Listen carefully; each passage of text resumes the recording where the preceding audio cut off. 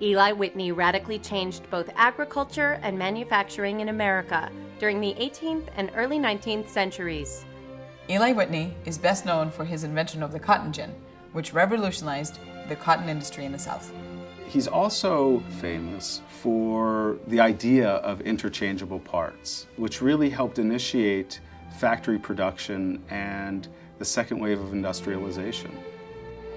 Born in 1765, Eli Whitney grew up on a farm in Westborough, Massachusetts. After attending Yale, he got a job working on a tobacco plantation in South Carolina. With the tobacco market in decline, Whitney's employers turned to a new cash crop, cotton. In that area, they had an abundant supply of cotton. However, the cotton has lots of seeds, and it took hours of manual labor to remove those seeds and then spin the cotton into a fabric. Eli Whitney was a gadgeteer and what we would call an inventor today. He realized that this was a very laborious process and developed a simple machine, the cotton engine or cotton gin, to separate the cotton from the cotton bolls.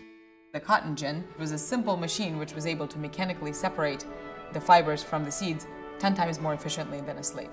It wouldn't have been possible to establish the cotton industry in the South without this device. Its more efficient production of cotton called for greater demand for hands to produce the cotton and to harvest the cotton. The cotton gin led inadvertently and quite tragically to the explosion of the slave system, which had been on the wane in the late 18th century. Whitney patented the cotton gin in 1794, hoping to install the device in cotton plantations all over the South, and charging farmers 2/5 of the cotton profits. Because Eli Whitney's cotton gin was very simple, people then tried to infringe on his patents and they developed their own versions of it. So Eli Whitney spent a large fraction of his life suing people who were trying to infringe on his patents.